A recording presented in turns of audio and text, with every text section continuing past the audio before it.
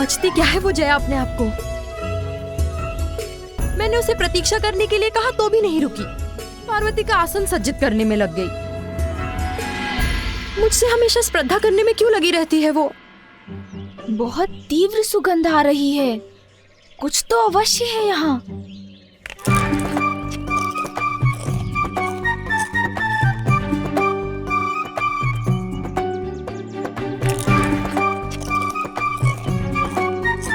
कहिए सूंड जी, क्या ज्ञात हुआ आपको?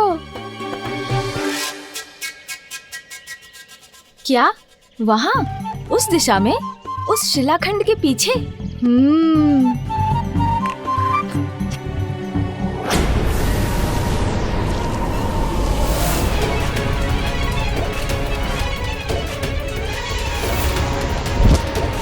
कौन है ये जो मेरे इंद्रलोक के भीतर आकर यहाँ की महिमा को नष्ट भ्रष्ट कर रहा है?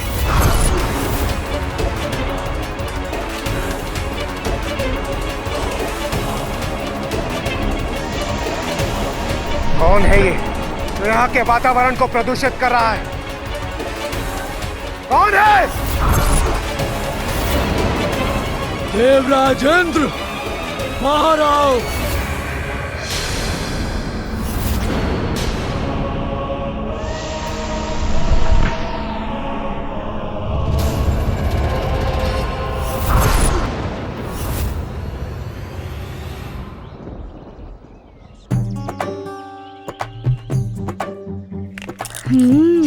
तो ये मधुर सुगंध फलों की है।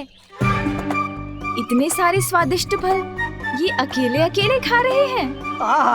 इतना आनंद आ रहा है मुझे।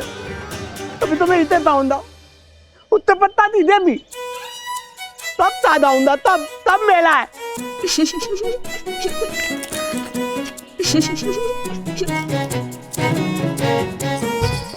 बस कोई मुझे यहाँ देखते मेरे पल मानने ना आ जाए। मेले मनता भला में ये तो है यहाँ।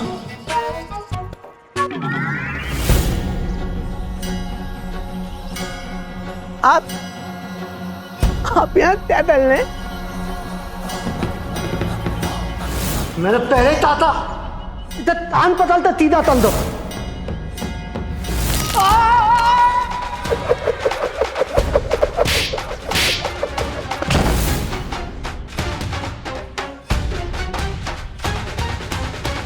चलो, दिल बदल दिया इनका।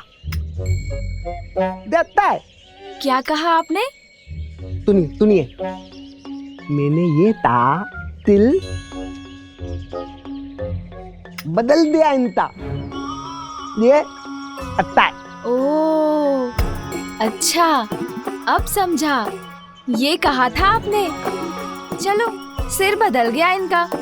ये अच्छा है। इतने बुद्धिमान है आप, इतनी जल्दी समझ गए।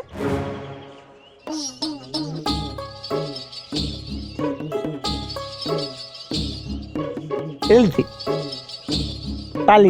नहीं, इसे मैं नहीं खाऊंगा। इसे आप ही खा लीजिए और अन्य सभी मैं रख लेता हूँ मेरे उदर में।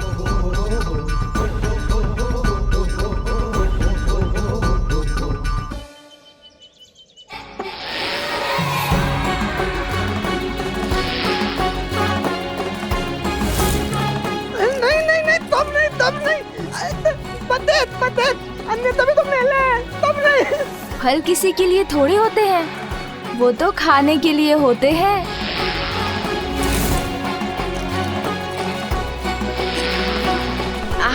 आनंद आ गया। लुच्ची, ये तो तोड़ दीजिए।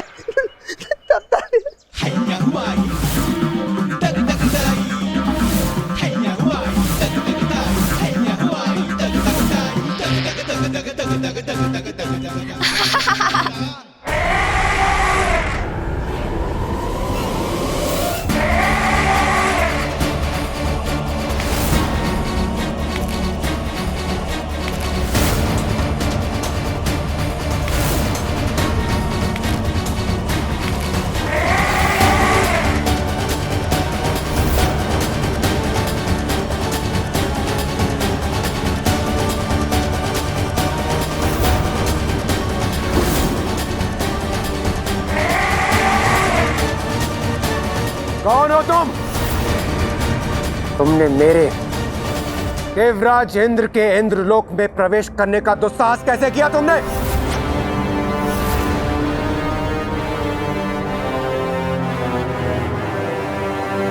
अपना क्रोध मुझे मत दिखाओ इंद्र, मुझसे भयभीत हो। मैं तुमसे कुछ ज्ञात करने आया हूँ। जो प्रश्न पूछूं उसका उत्तर दो, अन्यथा तुम्हारे इस इंद्रलोक को ध्वस्त कर दूंगा मैं। शीघ्र बताओ, क्यों एकत्रित हुए थे तुम सभी देवता कैलाश पर, और वहां पर इतनी प्रसन्नता का वातावरण होने का कारण क्या था? दुष्ट असुर, तुम्हारी सबसे बड़ी भूल, तुमने यहाँ आकर मुझसे धृष्टता करने का दुस्साहस किया, और अब मुझसे मेरे इंद्रलोक में ही प्रश्न कर रहे हो। मैं तुम्हें तुम्हारे दुस्साहस का दंड दूंगा।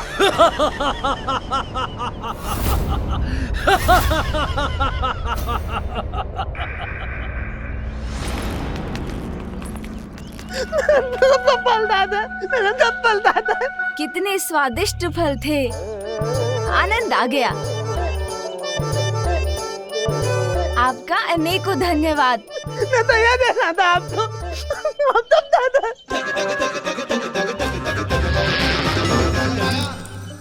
फल दादा, फल दादा, मैं आपको एक देना था। हमने ताले। हाँ हाँ, खा लिए मैंने, क्योंकि आपने ही तो हाथ बढ़ाकर दिया था।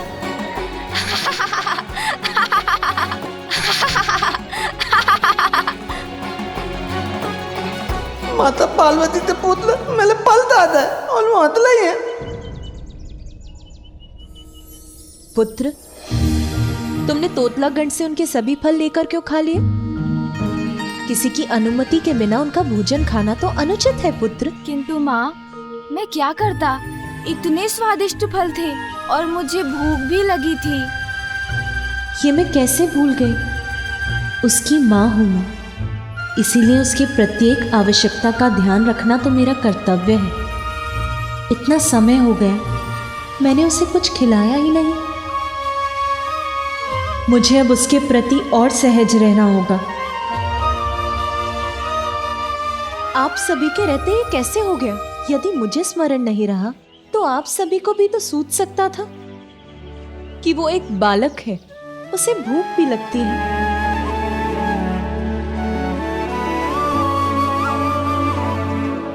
अब यहाँ खड़े मत रहिए, शीघ्र जाकर कुछ प्रबंध करिए। माता, लड्डू बन गए हैं, मैं अभी ले आता हूँ। नंदी, अभी बालक का अन्नप्राशन नहीं हुआ है, ये तो ज्ञात है ना आपको। अन्नप्राशन होने के पूर्व तो वो बस फल, दूध और मधु का ही आहार कर सकता है। यथाशीघ्र सुंदरवन जाकर वहाँ के स्वादिष्ट फल लेकर आइए। श्रृंगी, और आप विंध्याचल जाकर वहाँ प्राप्त होने वाला सबसे मीठा मधु लेकर आइए। और आप शीघ्र स्वर्ग जाकर वहाँ देवी कामधेनु से दुग्ध लेकर आइए।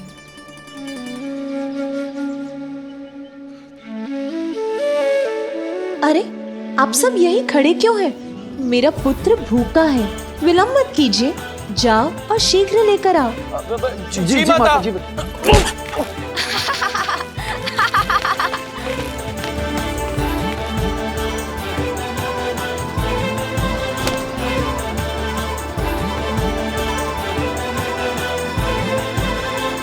इतना अधिक कार्य करना है, बालक का कक्ष तैयार करना है, उत्सव के प्रबंध करने हैं, इतना सब कुछ है करने के लिए।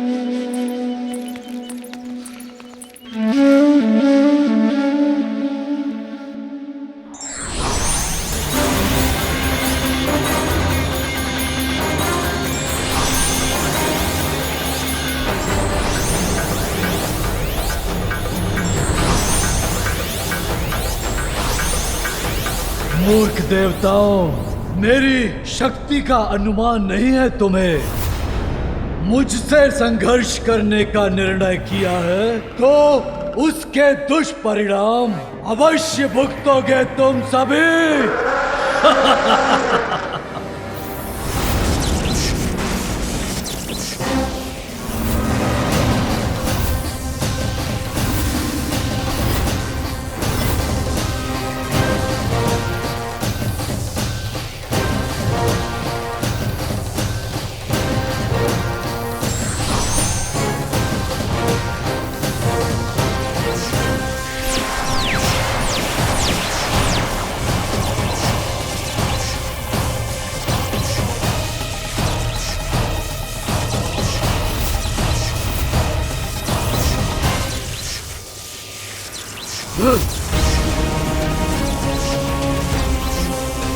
तुम्हारी संयुक्त शक्ति भी मुझे कोई क्षति नहीं पहुंचा सकती।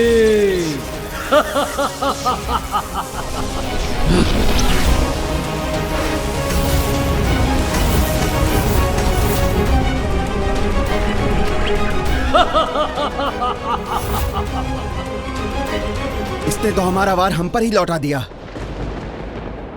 ये कैसे संभव है? मूर्ख देवताओं, अब मेरे वार का सामना करो।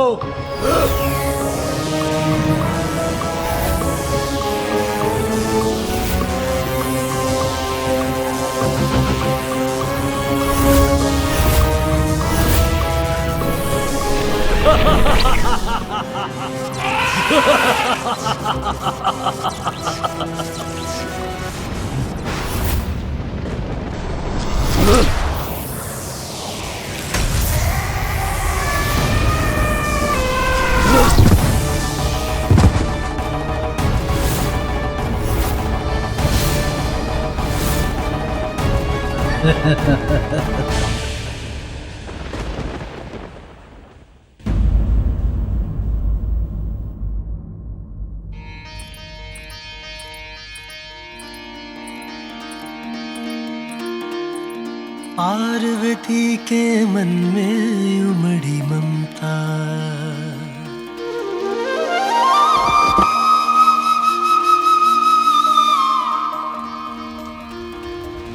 पार्वती के मन में उमड़ी ममता, माँ की गोद में आए विघन हरता।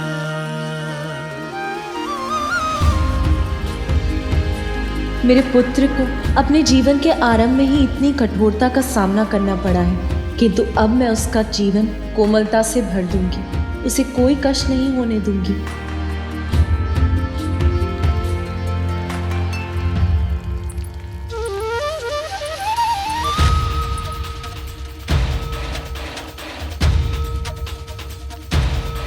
जैसे मरुस्थल को वर्षा की फुहार तृप्त करती है, वैसे ही मुझे माँ बनाकर तुमने मेरे जीवन को सभी सुखों से भर दिया है पुत्र।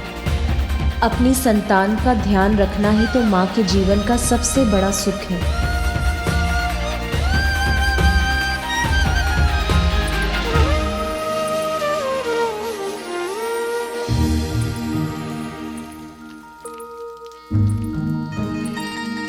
क्या हुआ है माँ को? मुझे देखकर मन ही मन कुछ सोचकर मुस्कुरा रही थी और अब बिना कुछ कहे कहीं जा रही है। देखता हूँ।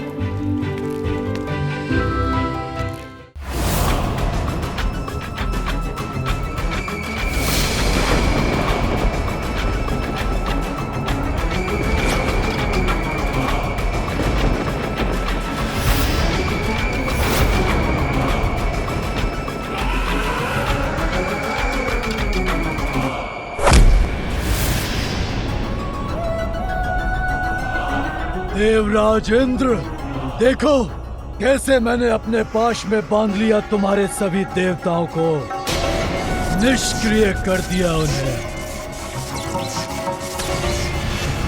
अब हम दोनों का सामना होगा एक दूसरे के साथ।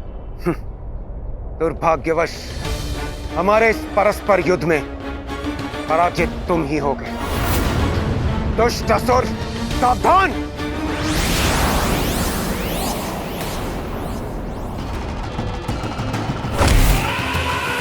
शब्दों से नहीं, योद्धा हो तो अपने अस्त्र से पराजित करो मुझे, किंतु तुम्हारे वज्र प्रहार का भी कोई प्रभाव नहीं हुआ मुझ पर। सर्वशक्तिमान हूं मैं, नहीं टिक पाओगे मेरे समक्ष।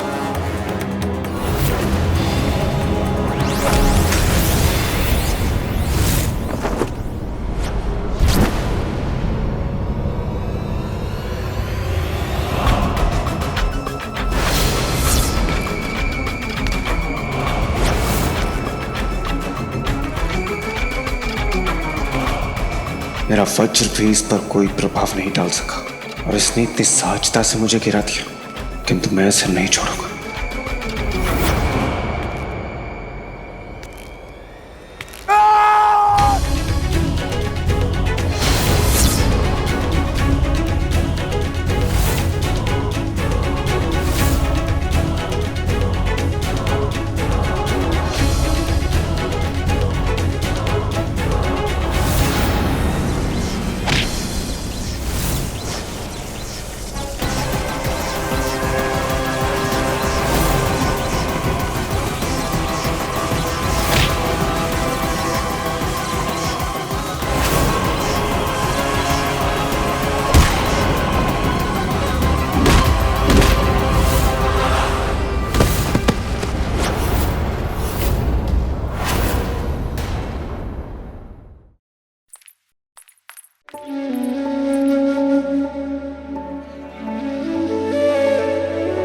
माँ, आप ये क्या कर रही हैं? तुम्हारे लिए तुम्हारा कक्ष तैयार कर रही हूँ पुत्र। तुम्हारा बिछौना सजा रही हूँ। मेरे पुत्र को तनिक भी कष्ट ना हो, इसकी व्यवस्था कर रही हूँ। अरे, सारे दीपक क्यों नहीं जल रहे? मैं इन्हें जला देती हूँ।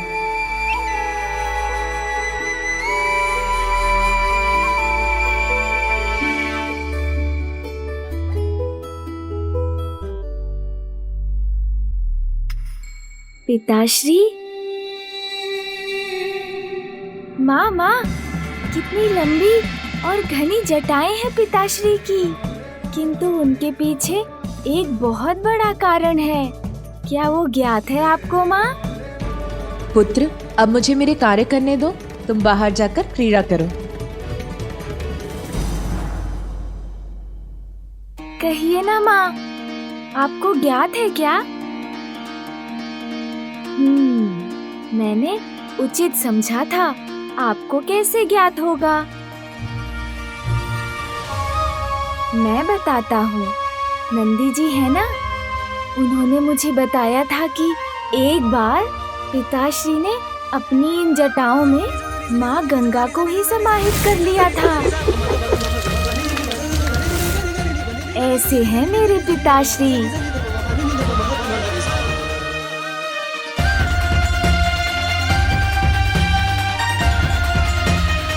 ये क्या किया पुत्र तुमने? अभी मैंने ठीक किया था और अभी तुमने बिगाड़ दिया।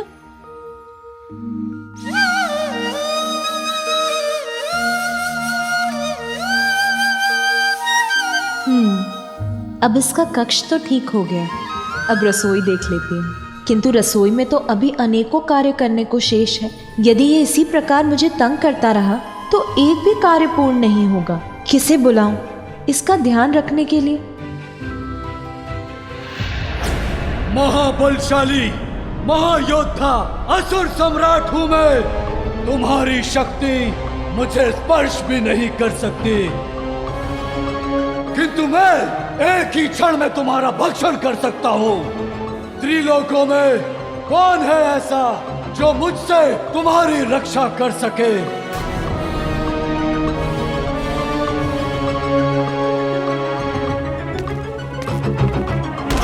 लो, अब मेरा वार सहो।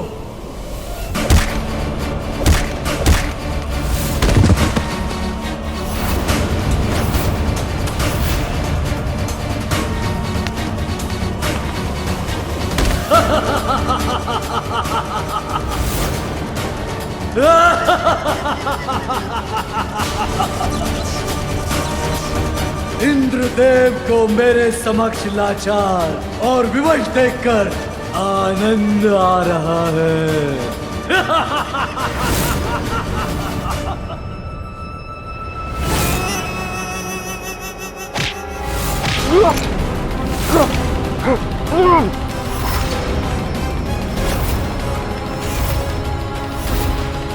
अब मुझसे अपना बचाव करना चाहते हो तो मेरे प्रश्न का उत्तर दो। क्या कर रहे थे तुम सभी देवता कैलाश पर? बताओ, अन्यथा। ये दुष्ट क्यों जानना चाहता है कैलाश में क्या हुआ? मैं कदापि नहीं बताऊंगा इसे। बताओगे, अवश्य बताओगे इंद्र। तुम्हारे मन को वश में कर विवश कर दूंगा तुम्हें। मेरे नेत्रों में देखो देवराज, शीघ्र बोलोगे अब। वो बालक माता पार्वती और भोलेनाथ का पुत्र है।